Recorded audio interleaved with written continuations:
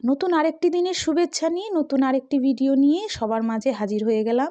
এখানে দেখতে পাচ্ছ মিক্সার জারে আমি দই, তন্দুরি মশলা আর গরম মশলা, তার সাথে কাঁচা লঙ্কা, টমেটো নিয়ে নিয়েছি, বেটে নেব। আর এখানে পমফ্রেট মাছকে ধুয়ে নুন হলুদ মাখিয়ে নিয়েছি, পাশাপাশি কাচকি মাছগুলোকেও ভালো করে ধুয়ে নুন হলুদ মাখিয়ে নিয়েছি। কাচকি মাছ কড়া করে ভাজা হবে ডালের সাথে খাওয়ার জন্য। আর এখানে পমফ্রেট মাছের আমি বানাবো দই পমফ্রেট বা তন্দুরি পমফ্রেট, যাই বলো। এখানে মাছ ভাজতে ভাজতে একটা কথা শেয়ার করব ইচ্ছে হলো। আমি ইউটিউবে এসেছি অনেক দিন হলো, আমার জার্নিটা 23 সাল থেকে শুরু হয়েছে।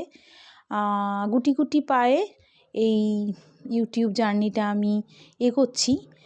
যারা আমার পাশে থাকছো, ভিডিও দেখছো, সাবস্ক্রাইব করছো বা করছো না এমনিই দেখছো, তাদেরকে অনেক অনেক ধন্যবাদ আমাকে এইভাবে এগিয়ে নিয়ে চলার জন্য, আমার পথটা সহজ করার জন্য।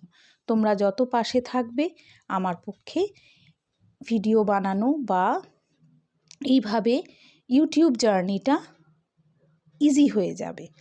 তো সবাইকে, যে যেখান থেকে দেখছো সবাইকে ধন্যবাদ। যারা সাবস্ক্রাইব করেছো, যারা করোনি বা দেখো, যাই হোক না কেন, আমাকে এগিয়ে নিয়ে যাওয়ার জন্য, মোটিভেট করার জন্য অনেক অনেক ধন্যবাদ। নতুন কিছু বন্ধুরা কমেন্ট করছো, আমার খুব ভালো লাগছে। এইভাবেই কমেন্ট করে আমাকে প্রোৎসাহিত করো যাতে আমি এগিয়ে যেতে পারি। এখানে দেখো গল্প করতে করতে পমফ্রেট মাছটা হয়েও গেল, বেশ শুকনো শুকনো করেই আমি করেছি, পাশাপাশি কাচকি মাছটাও ভেজে নিলাম। তাহলে আমার গল্প আজকে এখানেই শেষ করছি। ভালো থেকো সবাই।